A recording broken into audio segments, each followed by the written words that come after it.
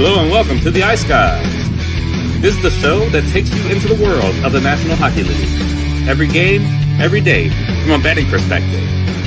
With pro sports handicappers, Ian Cameron, Alex B. Smith, and various guests from the world of hockey and sports betting. And now, here's your host, Ian Cameron.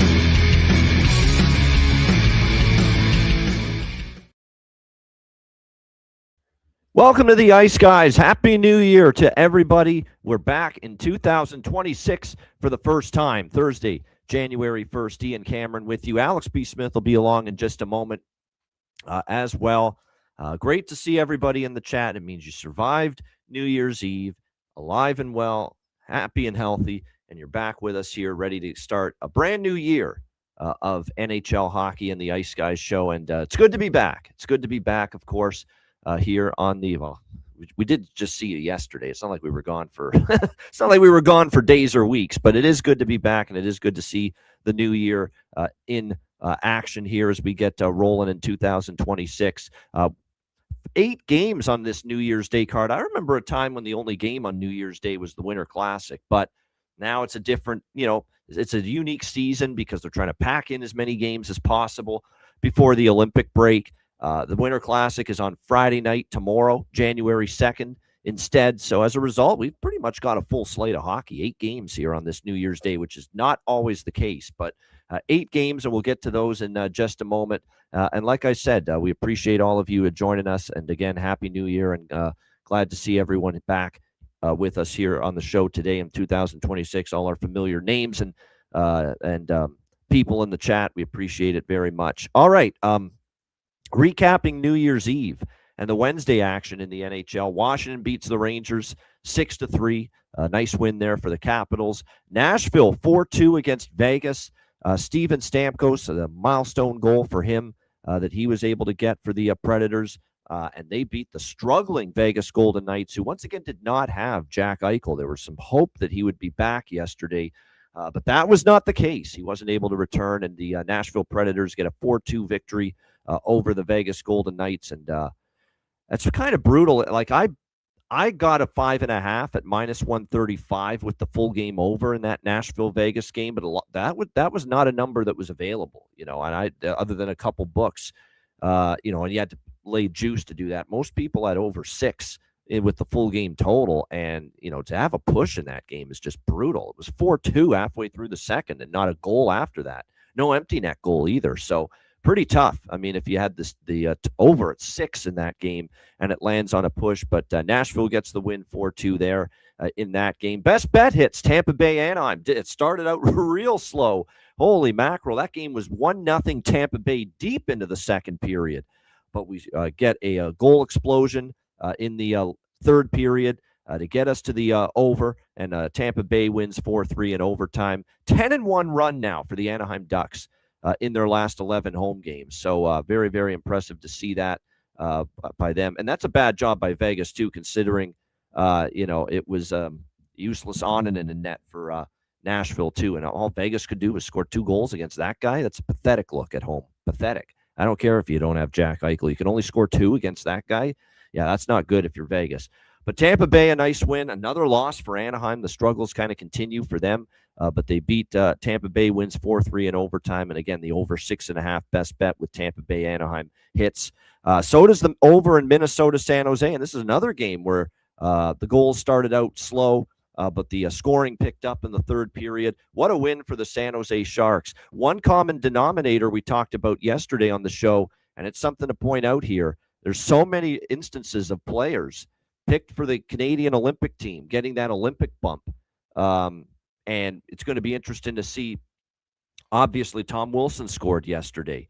Macklin Celebrini scores for San Jose. There's many instances where you saw that across the NHL yesterday. Players that got picked for their Olympic roster, in this case Canada's, because Canada obviously, was that their roster was announced yesterday. You saw it. It's almost like it went right to their legs. Just the energy level is up. You just feel great hitting the ice knowing, hey, I was picked to represent my country at the Winter Olympics. And that can sometimes be a harbinger for, really driving the best out of you. And we certainly saw multiple players that were announced to that roster score, including, of course, in this Minnesota-San Jose game, Macklin Celebrini. Nice win for the Sharks. They battle back, and they get a 4-3 shootout win yesterday over the Minnesota Wild. So nice to see that unfold there. There he is, Alex B. Smith. Before I continue the recap, we'll get Alex's first comments in on the new year. Happy New Year, my friend, and good to be back. I know we were here yesterday. It's not like we were gone for months or weeks, but nevertheless, It's good to be back here in the new year, 2026. Yeah, absolutely. Happy New Year to everyone, and hope everyone had a nice night. I took it easy, ate some mushrooms, and just kind of chilled out, watched the games, watched some of the football as well. But I know you just now leading off with that Sharks Wild game. That was the game that I watched all the way through. That was a super exciting game. Great game. And to see, once again, like I said, this Wild team fight and battle, and even though they couldn't get that second point, which I thought was a little bit of coaching malpractice in that overtime. As important as Quinn Hughes is to this team, you can't have him out there for literally the entire 5 minutes of overtime. He had a clear chance to breakaway, but he was so damn tired, he couldn't really get a quality shot off. That should have really been the one to end the game for the Wild. And then the shootout, no Kirill Kaprizov to lead it off. And you don't even start having second. You have Matt Zuccarello give one of the weakest shootout attempts I've seen from him in a long time. And this is a guy who used to have some really solid hands back in the day. You think about him when he started with the Rangers. That move was just, he looked like he was dogging it. They all looked dead tired in that game, after having to make that comeback. And then that just shows you the youth of the Sharks too, that even though giving up that lead, they still had the legs to play defensively. And then, of course, the scorers, like I said, Macklin Celebrini was electric. We had that part of that parlay, but could not, unfortunately, get Wild in overtime shootout or Wild to tie up with that goal parlay. But still got the draw there, and like I said, it's a fun game. Those are two fun teams to watch. I spoke incorrectly a moment ago. I said San Jose came back. No, Minnesota came back. San Jose was up 3-1. Minnesota tied it, but to rescue themselves, a good young team, steady the ship, still get the 2 points in a game that they played pretty well. It was good to see that. Winnipeg struggles continue. Another loss. Detroit beats them 2-1. Yesterday. Again, the offense nowhere to be found for the Jets. They are really having a hard time putting the puck in the net. This was stunning. New Jersey, Columbus. Columbus 2-0. They got the game in their total control. And then all of a sudden, 3 goals in less than 2 minutes early in the third period for New Jersey to turn the game completely around. And it's a 3-2 Devils win. And boy, did they need that. And certainly there was some very pointed words from Sheldon Keefe after their effort against Toronto. And it wasn't looking good for 40 minutes, but credit to the Devils. One good period is enough to come back and beat the Columbus Blue Jackets there 3-2 last night in that game. Columbus, we talked about how good they've been as a home favorite.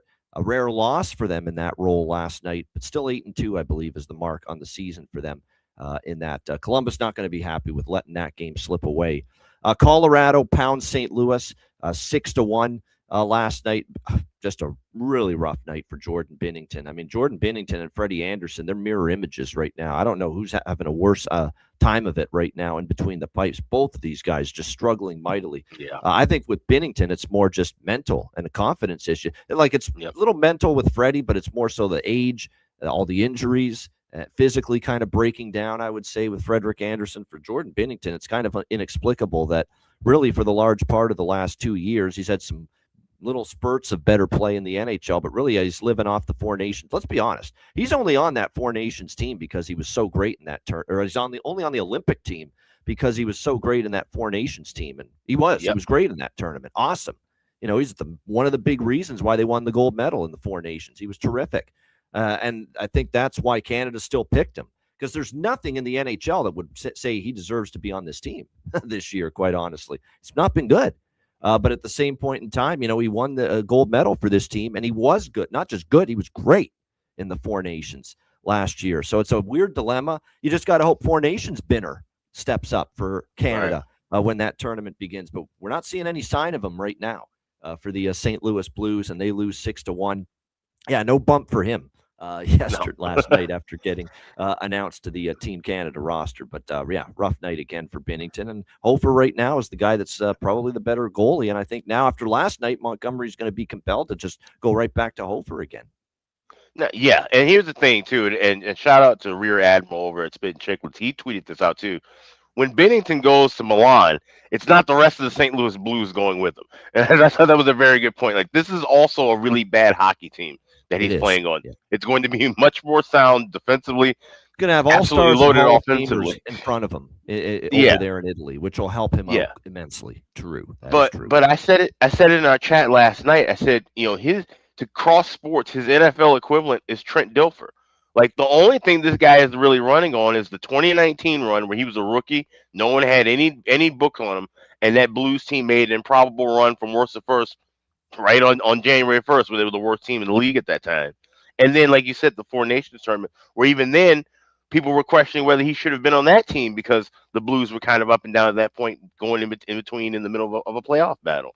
So, yeah, like I said, there's not his resume overall has been way more down. And like you said, there's been mental, blips and issues going back to even his time when he first started in professional hockey. He was the Chicago Wolves in Rosemont.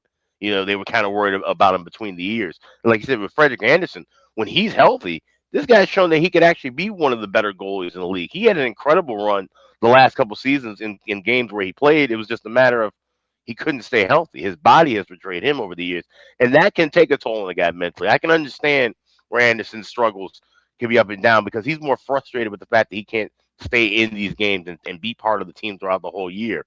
That's not so much the issue with Bennington. His health is fine. It's just that he has these really rough patches and seems like can't be able to bail himself out of them. And like I said, when you don't have a good team in front of you, it makes things even harder. Yeah, no question about that. And there's a real pattern with Binnington too. He's often going to struggle a lot on a random regular season night in November and December. But again, he does the best component of his career resume so far is that it seems the bigger the stage, the bigger the game, the better he plays. There has been a real pattern of that. You can look back to the St. Louis Stanley Cup run in 2019, how great he was, and the bigger games in Game 7 of the Stanley Cup Final against Boston, in Boston, how spectacular he was, especially early in that game. You then look at Four Nations last year. Again, big deal, big tournament, big games against the best players in the world, and he steps his game up and he plays his best, in that situation. So he's got a track record of, it seems like when it's a big moment, though, in a big game, big tournament, that's when you get the best Jordan Binnington. And I kind of think Team Canada recognizes that, and that's why he's still on the roster. And he says, hey, he was great for us last year. How can we not include him? But I do think there's going to be a tighter leash on him this year, knowing how much struggles he's had. No question in the NHL this year, that's for sure. Calgary beats Philly 5-1. It was a tough spot for the Flyers. Definitely understand why the Flames won that game. That was definitely a Flames or pass spot for me. I was hoping it would be a close game. We could get to overtime, but not the case. We didn't get the draw there. And how about the Boston Bruins? Couldn't get out of their own way. Massive losing streak, and they explode. 6 goals last night, and they beat the Edmonton Oilers 6-2. I'm sure it's a great sign for the Boston Bruins to see the red light go on as much as it did. That's a team that had really been scuffling offensively, and they finally got it going last night. And I saved the headline story of last night for the end. Make it 10 in a row for the Buffalo Sabres. Wow. And if you watch that game, and it was definitely the game I was focusing on the most last night, 4-1. I think in the first period, they didn't play that great, Buffalo. But in the second period and in the third period, once again, they were the better team. They controlled the flow. They controlled the play. They outplayed Dallas. They outskated Dallas in the last 2 periods of that game. They were full marks. They went into Dallas, and they outplayed the Stars, a Stars team that had been sitting on 2 losses in a row going into that game as well. You got to give Buffalo a hell of a lot of credit. They were the better team last night. They were 100%. Tage Thompson was dynamite in the third period, back-to-back goals for him, obviously, to really put that game away and put separation between them and the Dallas Stars. And even Ukko-Pekka Luukkonen, who has been kind of a home road split goalie. Looks like Dominic Hasek for the Sabres in his prime at home, and looks like, nothing special on the road. Even he played great last night on the road for the Buffalo Sabres. So credit to them, and the full marks. They were better than Dallas, period. That's all there is to it. And now 10 wins in a row, tying a franchise record, and the Buffalo Sabres will have a chance to have this team, the 2025-26 Sabres, stand alone with the longest win streak in franchise history if they can get to 11 when they face the Columbus Blue Jackets in their next game. That will be their chance to get the history-making, franchise record-setting 11th straight win. And now Buffalo, I can't tell it. Sometimes, new year, new optimism, and sometimes things can change. We begin the new year, Alex, with the Buffalo Sabres in a playoff spot. Wow. Yeah. What a world. Yeah. Now, like we have said this before on January 1st, seen We this have been Buffalo here team before with playing Buffalo well, this time of year. Yes. being where in they're the buzzing playoff around race. the playoffs or just barely in a spot, and then the fucking roof caves in. Yeah. Right. So you still have to tread lightly, but what a hell of a run it's been so far. And I mentioned yesterday, FanDuel had this market of trying to predict when they're going to lose their next game. The numbers have shifted drastically. Where yesterday you could have gotten them to lose against Columbus plus 360, now minus $1.10. 10-1 price for them to lose at home against Vancouver, now plus 400. So the books have shifted those numbers quite a bit, and that's saying a lot, especially when you're talking about a Columbus team coming off of a bad loss with a couple of days of rest in that spot of Vancouver, which I personally think could be the one going back home on this run. We always talk about that, regardless of whether it's a record run or not. Having a team that's playing hot on the road and then coming back home for a single game could be a little bit of a tricky price. So if you want to jump and grab that now at plus 400 before it turned into a regular minus, plus minus price within a standard range, you can do so. But that's a hell of a game by Buffalo. Like you said, Dallas was controlling the pace early. Looked like they were kind of going to, have their way with Buffalo, especially kind of playing solid defensively. But like I said, Buffalo just never gave up. Quality shots right down the middle. I was looking at the shot chart. Buffalo, that's been the biggest thing. I always talk about how some teams, they're shooting all over the place. The shot chart looks like Stevie Wonder playing darts. That's not the case. Everything was pinpoint, right down the middle, high danger chances. And as good as DeSmith was early in the contest, Buffalo was able to wear him down. Tage Thompson getting hot, getting those 2 goals late in the third period. And they're going to need more from that. We've talked about Tage Thompson and how good of a scorer he can be in this league. But there have been times where he has struggles to finish. He's in the right position, but he can't always finish. His finish has gotten back to where he was a couple seasons ago when he was nearing 50 goals. And that's huge for Buffalo. They can get that consistent offense. And like I said, timely saves from UPL. UPL made a huge save in that second period. That big leg save. That was definitely the save of the night for sure throughout the league. So if this now becomes a team that they believe in themselves, no one else is giving them belief. We haven't really given them much belief, but they're believing in themselves, and that's the most important thing. They can keep this rolling. We'll see what happens. We'll see what happens. Can they keep it? We're not. They're obviously going to eventually see the win streak end. But the one thing Buffalo can't have happen is when the win streak ends, you can't go 1-9 after that in 10 games. You've got to at least be 500. You got to play 500 hockey. You got to just be, steady around that 500 mark. Win some, lose some. You just can't have that, just complete and utter free fall again, which we have seen from Buffalo sometimes when people start to get a little bit excited about what they're seeing from the Buffalo Sabres. So that's going to be something to watch here moving forward. All right, let's get into the first card of 2026, the first NHL slate of the new year. And we will begin with there's 2 games this afternoon. This is the first one starting at 1:00 p.m. Eastern time, a battle of the capitals, the U.S. Capital, the Washington Capitals, and the Canadian Capital, the Ottawa Senators. We've got Ottawa minus 140, home favorites, 6 the total here in this game. There are a couple 5.5s out there at DraftKings with juice minus 135, FanDuel minus 138. I laid the juice and took over 5.5 here. Small bet to get the day started. Washington's on a 4-game over streak, scoring goals. I am concerned this is Logan Thompson's first start since he was announced to Team Canada. And I don't think he's going to be quite like our friend Jordan Binnington, where he's going to not have that bump. I don't think he will so. play well here in this game. That being said, Thompson hasn't been great in the last few starts. He hasn't been. He's kind of been inconsistent the last few. He didn't play great against Florida. Panthers won that game 5-3. He has been giving up a few goals lately. And I think Ottawa, too, there's some desperation factor for them. This has been a rough go. That was a pathetic, beyond pathetic performance against Columbus, 4-1. With Columbus arriving in Ottawa for that game, 2 hours before puck drop because of the flight delay. Just brutal for Ottawa to play that horrendously on home ice, given such a big situational advantage in their favor. So they're off 3 straight losses. I expected urgency after the Battle of Ontario. We didn't see it. So it's almost like you got to show me right now if you're Ottawa before I take them. I know it's a back-to-back situation for the Capitals after being at home against the Rangers yesterday, and that's why the price is what it is. I can't lay this with Ottawa right now. They got to show it to me. I think if you like Ottawa, you take first goal, first period. It's exactly what you do. You bank on hopefully they come out of the gate storming, maybe get on the board early here in this game. But I don't trust them at minus 140. The only pregame bet for me here is a little over 5.5.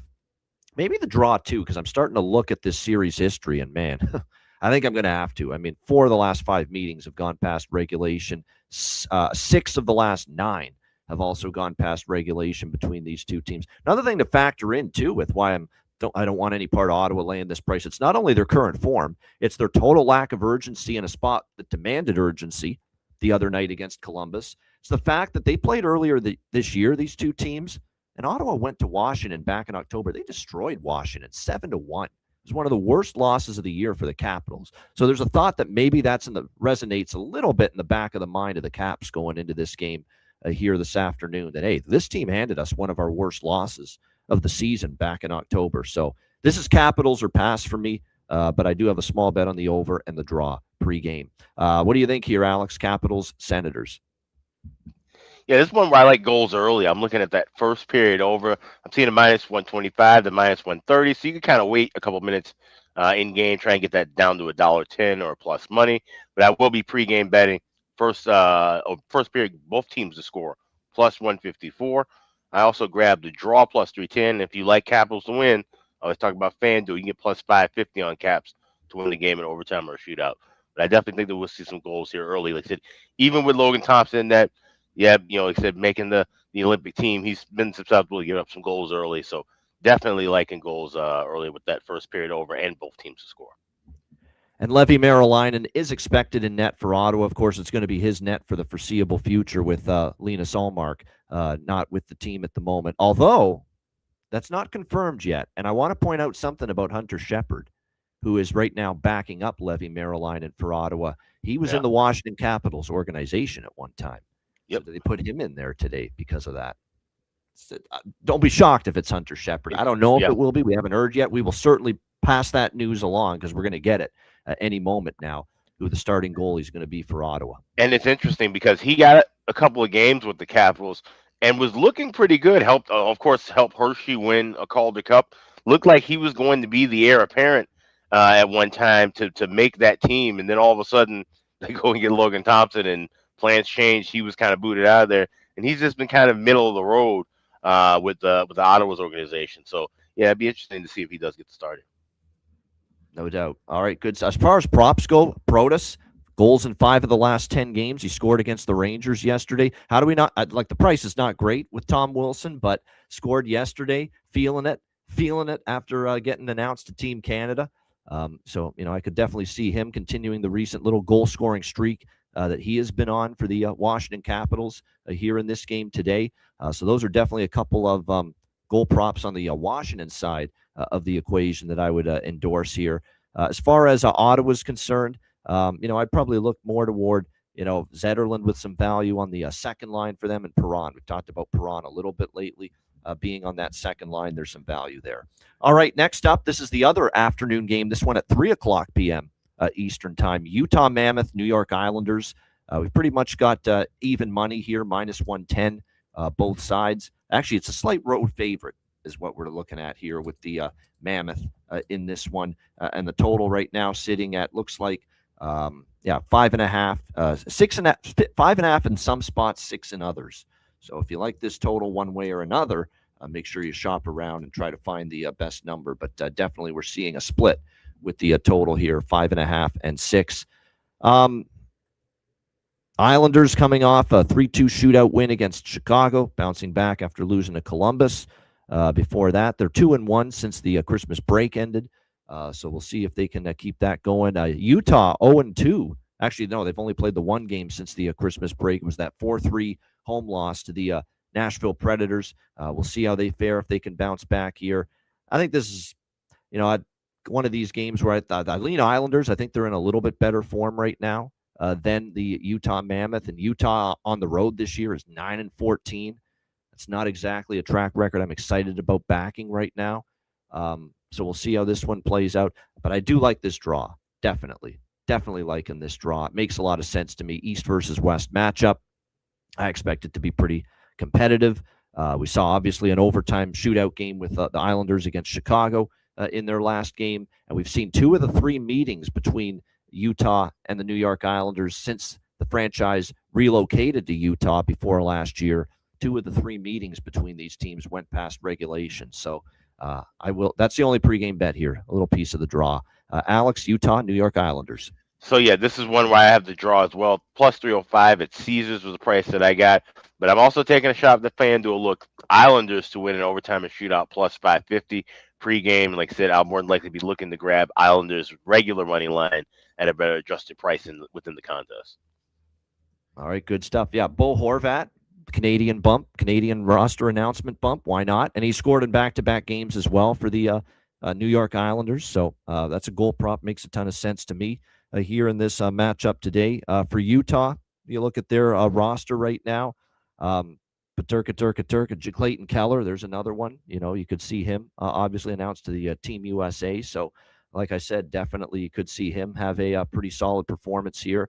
We'll have to see who's in net for these teams, because it's worth noting with Utah going into this game right now. Karel Vejmelka being on IR means you either roll with Vitek Vanacek in between the pipes, or you turn to Matt Villalta, who's been called up from Tucson to be the backup to Vitek Vanacek. So we'll see where Andre Tourigny ends up turning to. I think it'll be Vanacek, quite honestly, for the Mammoth. But again, that's not confirmed, but just be aware of that. With Vejmelka on injured reserve at the moment for the Utah Mammoth, you've got Matt Villalta, who has been called up, and and his numbers at the NHL level haven't been great. I'll just put it like that. Yeah, if it is a Villalta sighting, I might run and grab Isles money line and bet a little bit more than what I have on the draw pregame. But like I said, more likely advantage. I still think the edge is with the Isles. But like you said, yeah, Villalta, you'll definitely see this number run and move quickly to where Islanders become the heavier favorite. There we go. And Jonathan noting that Dylan Guenther has 3 goals in 3 games versus the Islanders. Yeah, he's not usually a bad option. If you're going to trust someone to put the puck in the net for the Utah Mammoth, Dylan Guenther is often a very good choice to roll with. All right, Detroit and Pittsburgh. Pittsburgh minus 130 home favorites here in this game. The total sitting at 6.5 here in this game. This is an interesting money line price, considering Detroit's the better team. We know that. They're way up there in the standings, leading their division, certainly ahead of Pittsburgh. But I think there's a couple of factors why Pittsburgh's favored. Pittsburgh has, I guess you could say, they've righted the ship a little bit. They have won 3 of their last 4 games. They played a little bit better. They took advantage of a horrific Freddie Anderson the other night, though. Let's not forget that. That 5-1 win looks great. You beat Carolina and you beat them 5-1, one of the best teams in the NHL. Yeah, but Freddie was in the gift-giving mood of soft goals. So you do have to be careful. That Tommy Novak goal, that 4-0 goal the other night, was just so awful to give that one up. So just speaks to how much he's been struggling for Carolina. But credit to Pittsburgh. They took advantage of it, and they put 5 goals past him. What surprised me in that game is that Carolina only scored 1, because this Pittsburgh team has been a sieve defensively, and it's been that way for weeks. But they finally had a better defensive performance. I thought Skinner had one of his better performances since he's been with the Pittsburgh Penguins as well. But still, this is a team that's given up 3 goals or more, 9 of their last 10 games before that 5-1 win. I still don't trust them defensively right now. Detroit's playing well, 5-1 in their last 6 games. We'll see how this one plays out. Detroit's also won the last 2 meetings between these teams head to head. This is going to be a series history over for me in this Detroit and Pittsburgh game. 8-2 to the over in the last 10 meetings between the Red Wings and the Penguins. We've seen a lot of higher scoring games, and dare I say it, we might have the 2 weaker goalies for these 2 teams in net. And right now I say that about Shelovs, because Shelovs has not had a great season at all for the Pittsburgh Penguins. To be honest, it's been very disappointing considering how good he was in that Abbotsford Canucks Calder Cup championship run last year, but hasn't been able to translate that back to the NHL level here with Pittsburgh. Now, he does have a horrific blue line, horrific defense, in front of him that hasn't been good. But still, I expected him to be a little bit better. 3.21 goals against average and an 886 save percentage this season for Artur Shilovs. And I'm looking at his recent starts. He's given up 3 goals or more in 5 straight starts coming into this game. So, like I said, he's been part of the reason Pittsburgh has had issues keeping the puck out of the net. And we do expect Cam Talbot here for Detroit because John Gibson was in net for the win against the Winnipeg Jets yesterday. He's been a little bit better in the last couple starts. He beat Toronto and he beat Washington, and he allowed 2 goals in those 2 games. Prior to that, it had been a rough go for Talbot, giving up 3, 4, 5 goals with regularity. We'll see how he fares here. One thing to note about Pittsburgh, with all the concerns about them defensively, at the offensive end of the ice, Penguins in their last 4 games during this little 3-1 run after that bad losing streak they had, in this 3-1 stretch for Pittsburgh in their last 4 games, they've scored 19 goals. So suddenly the offense humming, 19 goals in their last 4 games combined. So I like this full game over. I got overnight, I took over 6 minus 120. I still like over 6. And I think we get 7 here between these 2 teams. No question. I think it's one of my favorite totals on the board, quite honestly. Alex, what do you think here? Red Wings, Penguins. Yeah, this is a spot where I'm going to wait in game and try and get back to that 6. But pregame, I'm going to play the combination, the parlay with Penguins and over 4.5 and get plus 110 at BetMGM. I think the Penguins can get to Talbot. Like I said, that offense has been humming. Red Wings looked kind of lethargic yesterday in that game against Winnipeg. Of course, the storyline in that was Kane and Taves battling against one another. Saw the pictures and everything with that sort. But that game did not have much electricity or energy to it. I could see where Pittsburgh maybe jumps out early. I don't know if it'll look like what they did against Chicago last week, but I could see them, like say, getting that offense rolling. So give me the Pittsburgh tied to the over 4.5, and then wait in game for that 6.5 to drop right down to a 6. So, not to question Jonathan's sources, but he says my Utah sources have told me Karel Vejmelka is the confirmed starter, activated from IR. Here's what my pushback on that. He was just placed on IR on Monday for Utah. Don't you have to stay on IR for a week before you can come back? I'm pretty sure that's the rule. I think so. Unless there's some kind of loophole with the holiday. Yeah. Is there a loophole? Holiday they roster put him on the IR on Monday, December 29th, a couple days ago. I was shocked. Oh, retroactive to December 23rd. Okay, that would explain. So yeah. So that means it's past the 1 week period. Okay, so he would be eligible to come off the IR. Okay, there we go. So it might be him. If the sources are true, it sounds like Vejmelka could be in net here for the Utah. Still like Islanders, first game back off of an injury, so doesn't change anything for me in that look. Yeah, it's I only have the draw in that game anyway, so it definitely does not change anything here for me. As far as goal props, this is actually a good goal prop game because I think we should see some goals here. I'm going to ride the streaking goal scorers. Mason Appleton, back-to-back games suddenly with a goal for the Detroit Red Wings. And don't forget, this guy is getting more ice time right now for the Detroit Red Wings. Todd McClellan's got him positioned, playing a little bit more of an offensive role. He's mixed him in the second line at times. And then for Pittsburgh, you go with Justin Brazeau, and you go with the former Red Wing, Anthony Mantha. Justin Brazeau and Anthony Mantha have both scored in back-to-back games for the Pittsburgh Penguins. So actually it's a 3-game goal scoring streak now for Anthony Mantha. So I think Mantha and Brazeau are definitely worth a look as far as goal props on the Penguins side. So it's a good goal prop game, in my opinion here, this Red Wings and Penguins matchup. All right. By the way, if you're wondering what's happened to our old friend, one of our favorites in the bargain bin special segment and player props in general, what's happened to him is we haven't heard from him for Detroit for a while. Our guy, Marco Casper, the friendly betting ghost. Yeah, he's been on the 4th line, and he's struggling right now for the Detroit Red Wings. So he's kind of been demoted right now in this Red Wings lineup and, stuck on 3 goals. I got to admit, that's disappointing for a guy that had 19 goals, 37 points last year for the Detroit Red Wings. And he's got 3 goals this year. That's it. So the Casper, the ghost has disappeared. He is a ghost right now on the ice, Marco Casper for the Detroit Red Wings. So, yeah, it's been a tough season for him after what was a very good one for him last year. All right, Montreal Canadiens and Carolina Hurricanes. We've got Carolina minus 180 home favorites. The total here sitting at 6, pretty much across the board here in this one. It's a Carolina Hurricanes team that we know, dealing with a lot of injuries. That certainly has not made things easy for them. We'll see how they fare here tonight against the Montreal Canadiens as Montreal continues this road trip.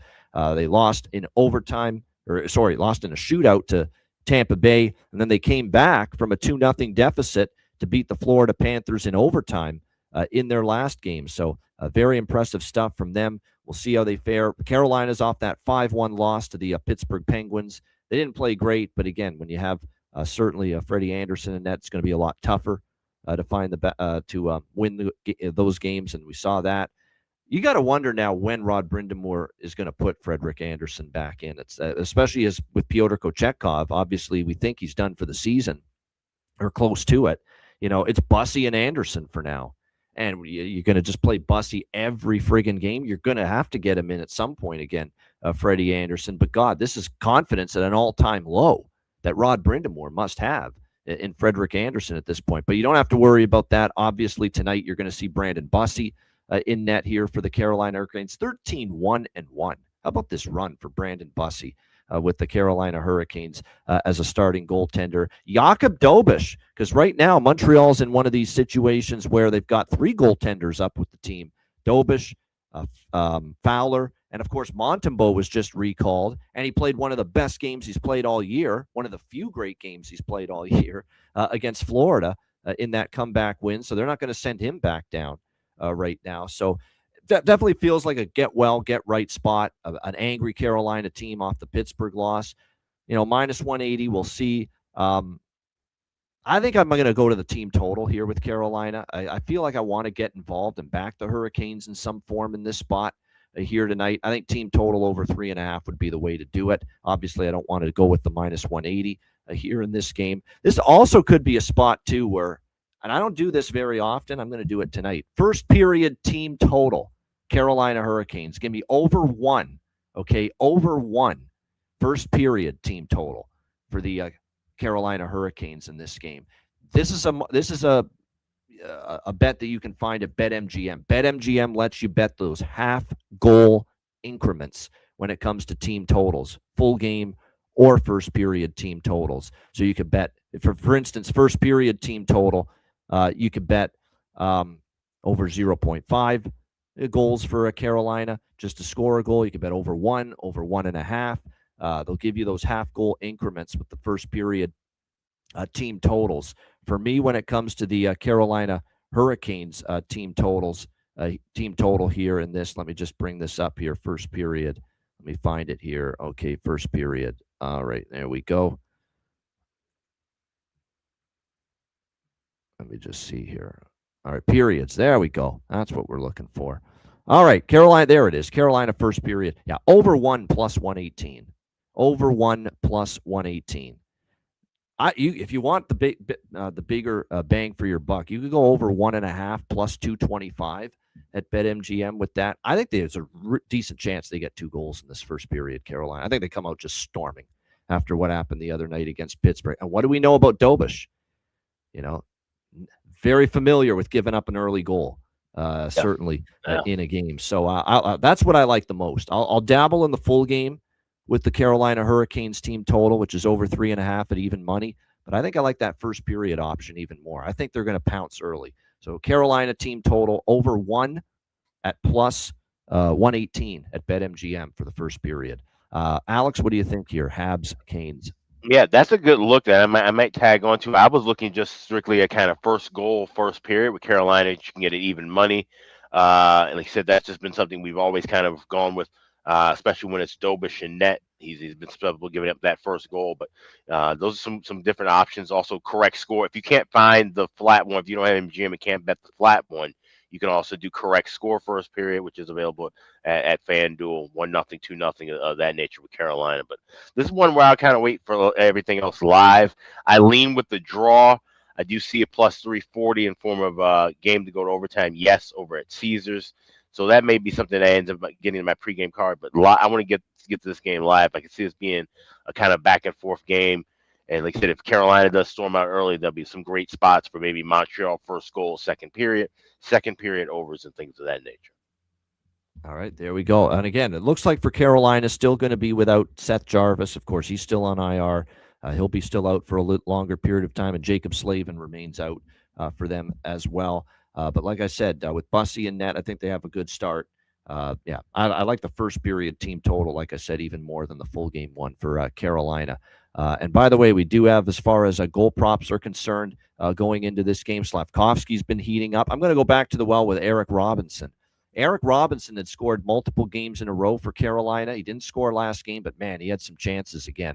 So he's got great value right now with the way he's played lately. Eric Robinson, not to mention Rod Brindamore, has been mixing and matching and giving him opportunities to play up the lineup. Even with Aho, he was up on that top line with Aho for a bit in the last couple of games. Looks like he might start tonight on the second line with Stankoven and Blake. So Eric Robinson definitely has some solid value there as far as plus 550 for him to score. We talk about Demidov has certainly picked things up. Plus 320 for him might be worth a look. No question about that. Jackson Blake has scored in 3 of the last 5 games as well, and so has Juraj Slavkovsky for Montreal. So a couple of good props worth a look there in this Montreal-Carolina game. All right, all Canadian matchup. Winnipeg, Toronto. We've got Toronto minus 130, home favorites, 6 the total in this game. I would fully expect this to be an Eric Comrie night for the Winnipeg Jets. Obviously, it was Hellebuck last night, and it didn't matter because they lost again, the Winnipeg Jets in that game, 2-1 to the Detroit Red Wings. And that's the problem. You got a good enough performance from Hellebuck, no run support. Couldn't score. Again, this Jets team. 7 straight losses now, 1-9 in their last 10 games. It's just been a dreadful run for the Jets. And again, offensive issues have been at the heart of it. 2 goals or less for this team now in 5 of their last 7 games. That's just not going to get the job done. We'll see how they fare here against the Toronto Maple. Toronto's owned this series, by the way. They've won 6 of the last 7 meetings against the Winnipeg Jets. Winnipeg's one win was here in Toronto last year, back in December, 5-2. But other than that, Toronto's definitely played well in Winnipeg, but they've still also won 3 of the last 4 here in Toronto, hosting the Winnipeg Jets. So, this for me is Toronto or nothing. I'm still debating on how I bet it, if I bet it. Check the Patreon page later to figure out my final decision because I'm still mulling it over. But this is Toronto or pass. I don't want anything to do with the Winnipeg Jets right now. None. 0. No way with what I'm seeing out of them right now. And on a back-to-back. And with obviously going to Comrie. Comrie can be capable. He's giving you a good start every now and then. But like I said, it's more sporadic.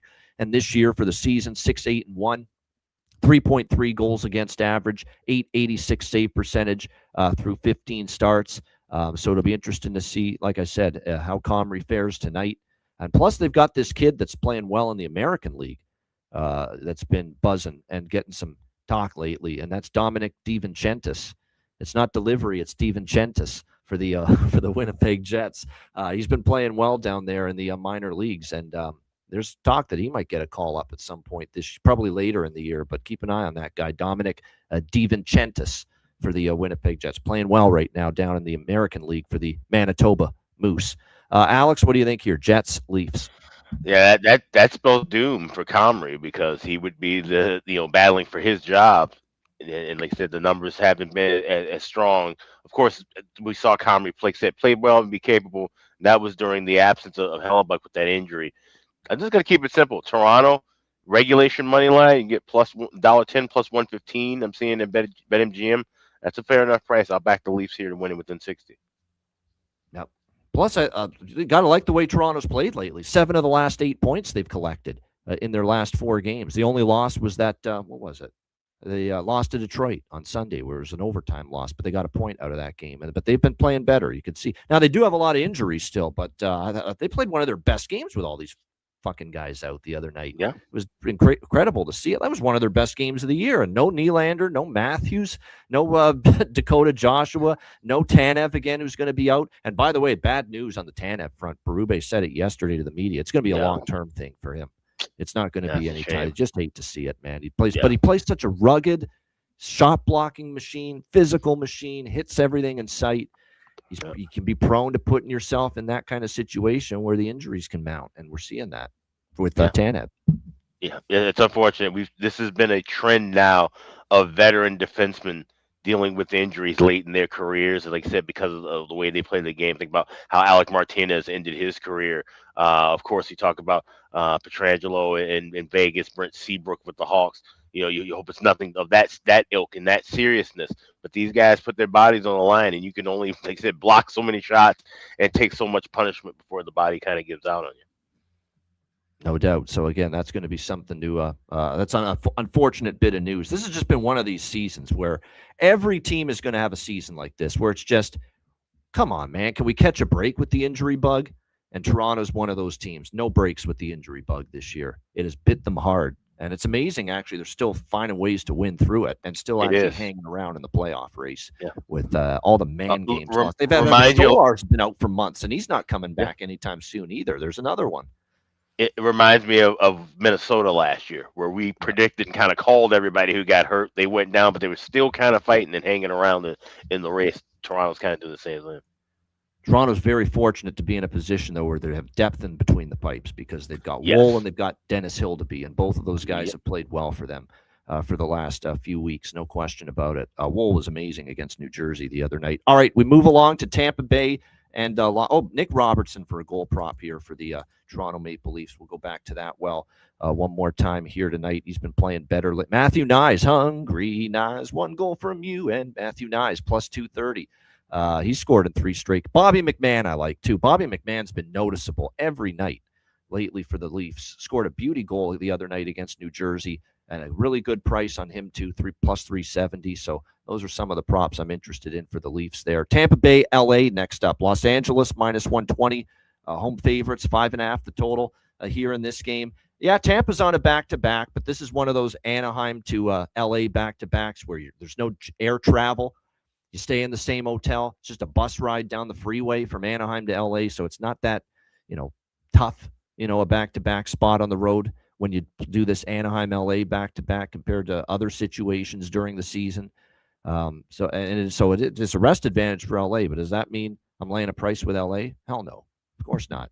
Not going to do that. But one thing to point out here is Darcy Kemper's been activated from the injury list for LA. He's going to be playing. He was announced to Team Canada. He'll be one of the goalies for Canada at the Olympics. Now, is it going to be Binnington where he struggles in that first start after the announcement, or no? But it's not just that. It's also that he hasn't played in a while.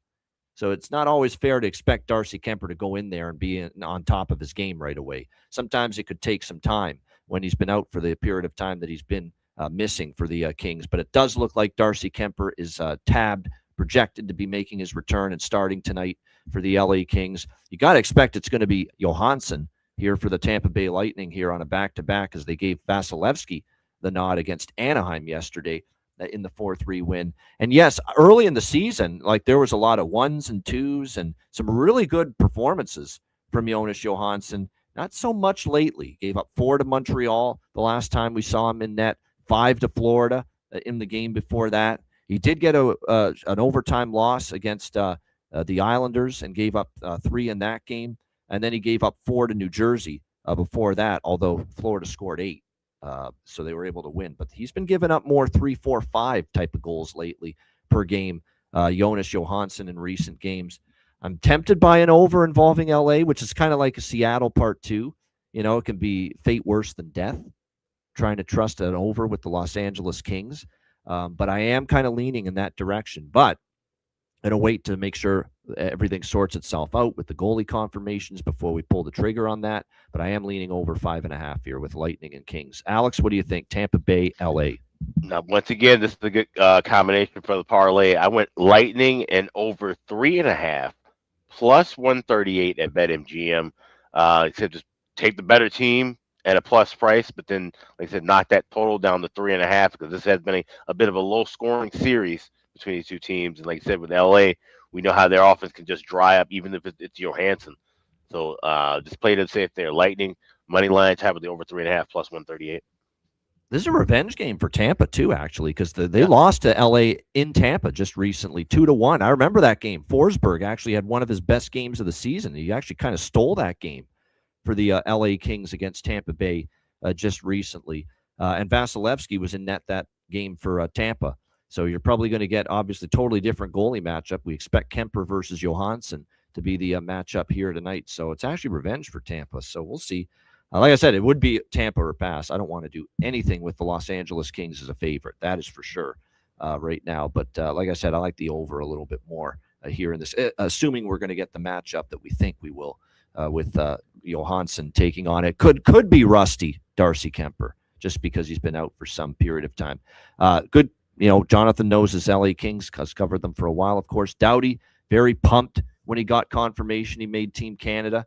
This is the only thing he gave a damn about, was making the. Yeah, of course. I remember you saying that. Like the LA Kings, it's almost like he's just showing up to work every day. That's the kind of thing for Drew Doughty. I don't think it's just, you're right. It's the whole situation, I think, has kind of put him in a malaise at times for a veteran guy that's been there, done that. He's won his Stanley Cups. He's going to the Hall of Fame. He's accomplished everything you could want. Going through a mundane, season like this is not going to stimulate Drew Doughty every time he goes to the rink. I think that's an excellent point that, he's more into Team Canada and representing his country, I think, than representing the Kings at the moment. I think that's a fair assessment. But he's excited about making the team, and as a result, Jonathan thinks Doughty props are all worth a look. Goal, assist, points here tonight in this. Yeah, like I said, the old Team Canada bump. We saw it from a handful of players yesterday. Celebrini, Wilson, go on down the list. Yeah. Would he be a guy that you won't be able to find with a telescope once he comes back from Milan? That wouldn't shock me either. Yeah, he's probably going to have some time. He's probably that could be it. Yeah.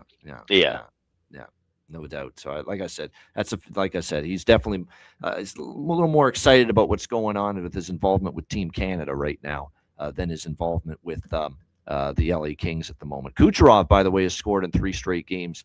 And I'm going to the only other King I would look at here as far as goal props, we've talked about him. He's finally been staying relatively consistently with Kopitar and Kempe, and that's Alex Laferriere. He's played very well lately for the Los Angeles Kings, and certainly value with him still up on the top line. All right, Dallas Stars, Chicago Blackhawks. We've got Dallas minus 180 road favorites. Total here sitting at 6 shaded to the under. This is actually Dallas revenge. Chicago beat them in Dallas over the last weekend. So will they get that revenge? They probably got it. I mean, it's one thing for Dallas to lose to Detroit in overtime. It was a back and forth game. Detroit's playing well. When they lost to Chicago, that, again, was kind of a game that was winnable. They didn't play that bad. Chicago just found a way in that game, and it was actually actually a good Soderblom game for a change, especially later in that game to give them a chance. Losing to Buffalo is no shame in that. The Sabres are playing great hockey right now. Now they've won 10 in a row. But if you lose tonight and you lose twice in less than a week to the Chicago Blackhawks, then people are going to start, murmuring a little bit in Big D about, this little funk that the Dallas Stars are in. It's not really a full-blown skid right now. It's 3 close losses. Detroit in overtime, Chicago in a shootout, Buffalo, the hottest team in the NHL right now. But you lose tonight, and the concern level and the anger and the disappointment is going to go up in the Dallas Stars fan base if they lose this game tonight against the Chicago Blackhawks. Now, it is a rest advantage for Chicago. Make no mistake about it. Chicago, of course, didn't play yesterday. Dallas did. After the win against Buffalo, or the loss against Buffalo at home, now having to come in, probably got into Chicago late. You never know how the logistics of travel are on New Year's Day. Maybe things were delayed a little bit. You never know. But like I said, it's not a great travel schedule spot here for the Stars. Spencer Knight confirmed in net for the Blackhawks. Jake Ottinger. Interesting that Jake Ottinger, given this game against Chicago, they opted to go with DeSmith yesterday against the red-hot Buffalo Sabres. So save Jake Ottinger for this game. This is a pass for me. I don't have anything pregame. I'm just going to watch, see how it unfolds, and we'll go from there, and maybe we'll jump in on something live. Jonathan with a good point about Dallas's success on the second night of back-to-back games. 5-0 on the second night of back-to-back games this season, and they've given up 2 or less in 4 of those 5 wins. So we'll see if that continues. And he likes Chicago team total under in this game, 2.5. And again, the offense continues to be more than a bit of an issue with no Frank Nazar and especially no Connor Bedard. Alex, what do you think here, Dallas, Chicago? Yeah, and I get that has been a concern, of course, but I think this game is actually looking like a sneaky over. 5.5 minus 120. I'll be on that. And here's the thing: Spencer Knight has not looked like the top tier goalie that we were seeing at the beginning of the year. He has had some struggles. I expect him to give up goals. Ottinger is susceptible to giving up some soft goals, and the Hawks have done well against Dallas at home. They've won the last 3 meetings. So this is, like I said, a bit of a tricky spot. Dallas should win this game. I will also have the draw. You can get that, like I said, at Caesars. Game go to overtime, yes, plus 340. But I'm going to take a shot with Dallas to win this game in overtime or a shootout, plus 500. So that's the way I play this. I think this will be a tough back and forth battle early. Hawks will be able to get some offense on Ottinger, but like I said, it's been a rough go for Spencer Knight, and this for Blue Line as well. I won't put it all on him. The Blue Liners haven't been looking as sharp and playing as well too. I have a bargain bin from this game also, so this should be a fun one to watch. Yeah, no doubt. Like I said, it should be interesting. This is a very fascinating spot because it's definitely, not the greatest scheduling spot for the Dallas Stars, but they did just lose to Chicago. We'll see how they respond. Obviously, coming off the last 3 losses, one of those, of course, being against this same Chicago team last weekend in Dallas. As far as props go, Maverick Bourque scored the only goal for Dallas last night. And the thing that's worth noting about Bourque is he's playing with Robertson and Hintz, 2 of the, and Robertson's obviously had a great season. So I think he could maybe get on a little bit of a roll here, Maverick Bourque, and I'd maybe look toward him. Sam Steele's always worth a look as long as he keeps playing with Wyatt Johnston and Mikko Rantanen. That's a good point about Duchesne, says Landon, who's a big Stars fan. Plus 450. He scored 3 of the Stars' last 4 road games against Chicago. That's worth noting. For me, Chicago, Bertuzzi, Ryan Green, Andre Burakovsky, take your pick. I do think any of those 3 guys are going to have to make a difference offensively. But I'm going to go down the lineup, and I'm going to go back, guy that played his junior hockey right down the road from here, Hamilton Brantford Bulldog, Nick Lardis, man. I'm a big fan of this kid. I enjoyed watching him play. Like I go to a handful of Bulldogs games every year, about 6 or 7 throughout the course of the season. And every time I saw Lardis play live, Hamilton, and then when the team moved to Brantford, he was still on the team, and he was just unbelievably just a sniper, just a flat-out goal scorer at the junior level. And the question for me was going to be, does it translate to the NHL level? And we're starting to see signs of it from Nick Lardis. I've been impressed.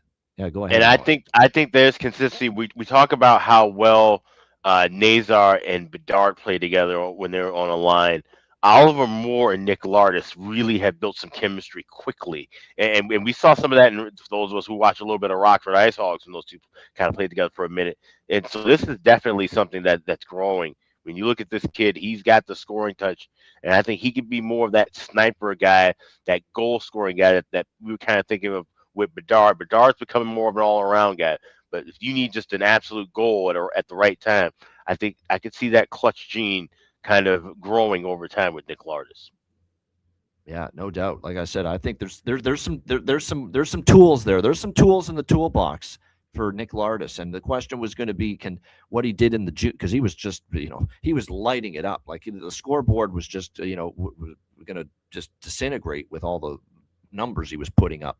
In the CHL, in the Ontario Hockey League, when he was with Hamilton and Brantford. It was just a question of would he be able to turn that into NHL production, and we're starting to see signs of that the answer is yes, that he is starting to turn that into solid NHL production. So like I said, I think at the moment he's got some value at the moment with his goal props for the Chicago Blackhawks. All right, the last game for this New Year's Day, first NHL slate of the new year, and we ended up with Nashville, Dallas. Not the most glamorous game, I will admit, to wrap up our first NHL slate to talk about. But Nashville minus 115, road favorites. The total here sitting at 5.5 across the board here in this game.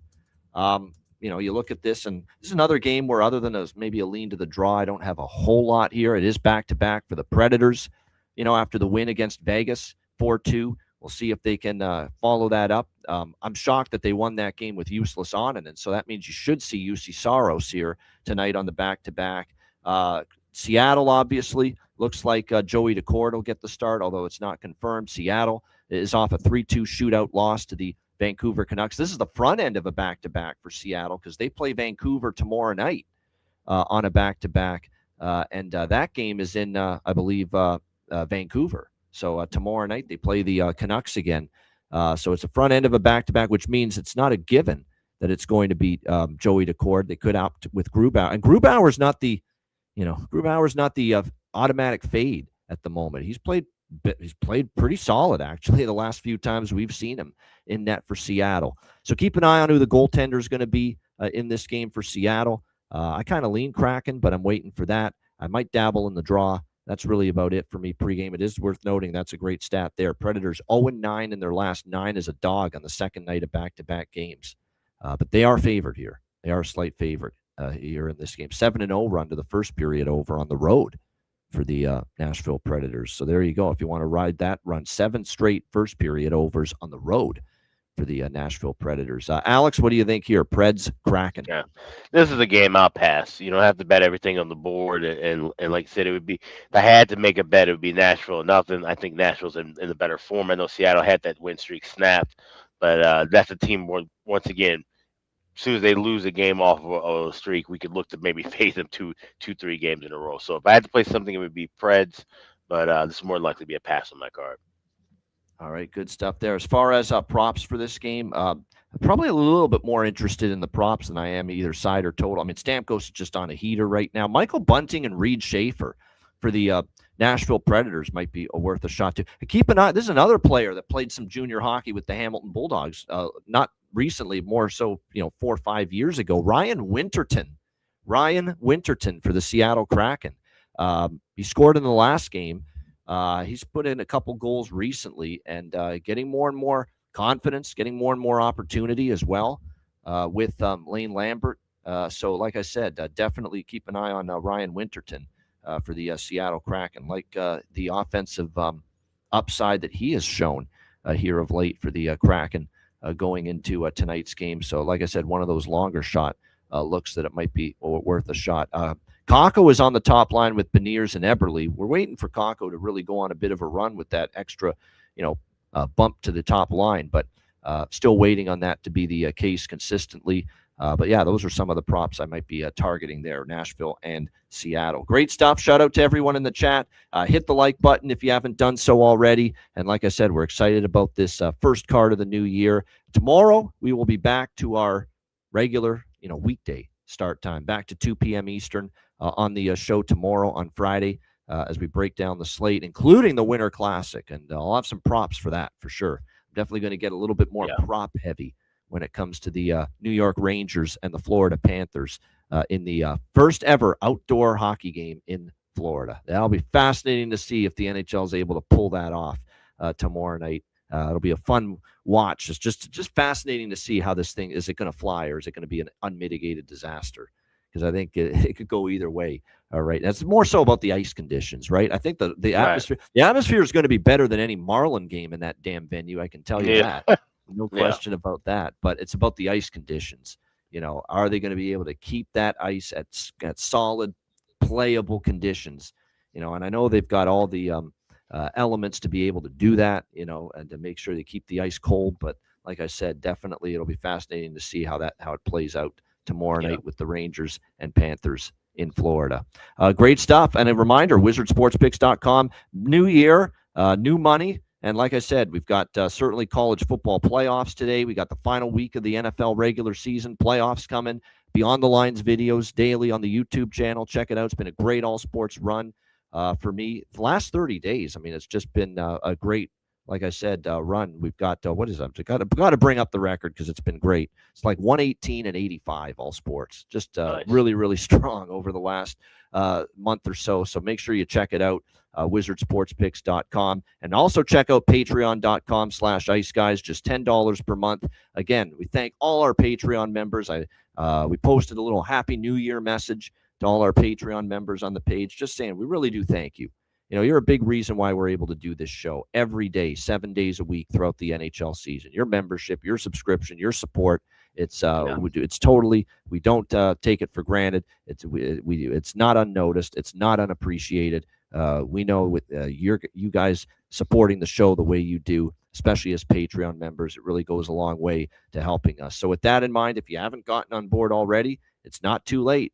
with the new year upon us, make sure you get on board. $10 per month, goalie charts, totals charts, all the bonus content, including, of course, the daily betting card, sides, totals, player props posted each and every day on the Patreon page. Minimum 2 Patreon exclusive live betcasts every month moving forward, starting here in January. And we will announce all the dates of the betcast in the next few days. The 1 free-for-all and the 2 Patreon exclusive live betcasts that we will have here in the month of January. So excited to announce those. And a reminder, your membership goes a long way to supporting the show. So get on board, $10 per month at patreon.com/iceguys. And another New Year resolution you can make is checking out the Ice Guys store, getting yourself some merch over at iceguys.myspreadshop.com. We're going to have some new items added throughout the year. We are also looking at, hopefully within 2026, finally getting some Ice Guys jerseys. So stay on tuned for that.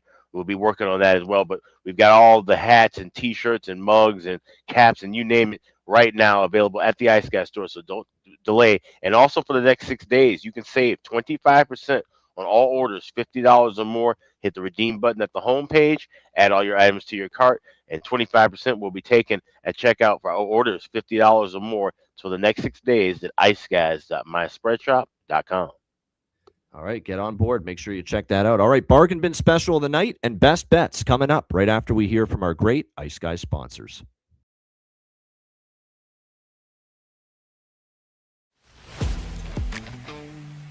Wizard Sports Picks, featuring the finest handicappers in the universe. Sharp insights, trusted picks, and relentless results. We strive to help you become consistent winners. This is Wizard Sports Picks.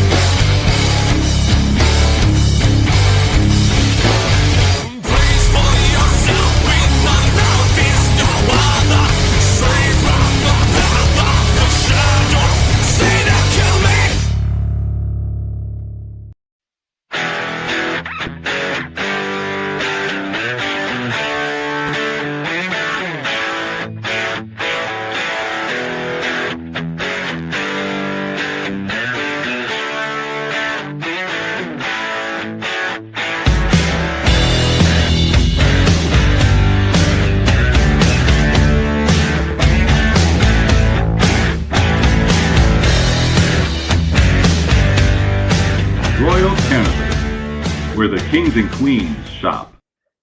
Thanks to all our sponsors, including Royal Cannabis, royalcannabisshop.com, 20% off with promo code ICEGUYS. All right, bargain bin special of the night, and hopefully I mentioned new year, new money earlier. Hopefully that's the case with the bargain bin special of the night. You know that's not going anywhere, even though it's a new year. Alex, we'll start with you for your first bargain bin special of the night. Well, let's go on back home. 1901 West Madison. You got the Hawks taking on the Stars. And we talked about the chemistry that he's built with his new line mate, Oliver Moore, on that second line. The young kid from, like I said, skating in your neck of the woods, Ian, Nick Lardis. Get him anytime goal scorer plus 460 available at FanDuel. He had a great goal off of a fantastic feed in the last game.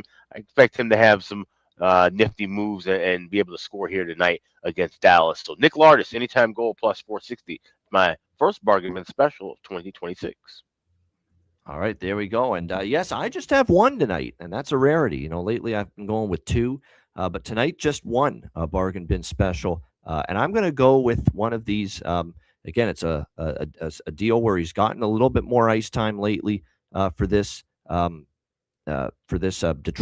Detroit team. I'm going with Mason Appleton plus 900 goals in back-to-back games for the Detroit Red Wings. He's certainly been, like I said, very noticeable for this team, looking to make it 3 straight games with a goal for Detroit. And again, the price is just absolutely phenomenal. We're talking plus 900 with Mason Appleton for the Detroit Red Wings. So there you go. Mason Appleton, Detroit, plus 900, looking for his 3rd straight game with a goal for my bargain bin special of the night for this Thursday slate. All right, best bets. Alex, what do you like for best bet? let's head up north to Toronto. We got the Maple Leafs taking on the Winnipeg Jets. This Jets team's been brutal, and now you're talking about an Eric Comrie start, and you can get Toronto to win the game in regulation plus 115 at BetMGM. I think that's a great price. So give me the Maple Leafs to win it within 60. That's my first best bet of the new year. All right, there you go. Leafs in regulation to hand another loss to the grounded. That's the word we're going to use now for them until they turn this shit around. I like it. Yeah, grounded Winnipeg Jets right now with the way they've been playing. I mean, 6-7 straight losses and 1-9 in their last 10 games. It's been rough. So Toronto in regulation for Alex with his best bet. My best bet for this slate, we're going to go to Detroit-Pittsburgh. Over 6.5. I know it's moved off 6. I still like it at 6.5. I think we're going to see that game go over the total. Still don't trust this Penguins team defensively. Artur Shilovs doesn't have great numbers this year. You've got the goalie in net for Detroit, who hasn't been nearly as good as John Gibson lately, and of course that's Cam Talbot. And Pittsburgh has suddenly exploded on the scoreboard. 19 goals in their last 4 games for the Pittsburgh Penguins. So I think Detroit finds the back of the net tonight multiple times. I think Pittsburgh does as well, and we see that game go over the total. Also make note of the fact 8-2 to the over in the last 10 meetings between the Red Wings and the Penguins. So Detroit-Pittsburgh over 6.5 plus 100 even money. That'll be my best bet here for this first best bet of the new year in 2026. Great to be back in the new year, 2026. Shout out to everyone in the chat. Hit the like button. We're back to our regular weekday showtime tomorrow at 2 p.m. Eastern. So make sure you join us then on Friday. Reminder, the Ice Guys is live 7 days a week, Monday to Friday, 2 p.m. Eastern, Saturday and Sunday, noon Eastern. If you can't watch the show live, download the Ice Guys podcast in audio form on all major podcast platforms, Google Podcasts, Apple Podcasts, Spotify, Stitcher, iHeartRadio, Amazon Music, and more. Download the Ice Guys podcast when you can't watch the show live. For Alex B. Smith, I'm Ian Cameron. Have a great Thursday night. Enjoy the games and good luck. Happy New Year once again. Best wishes to everyone in 2026. And we will see you again tomorrow on Friday, 2 p.m. Eastern for another edition of the Ice Guys.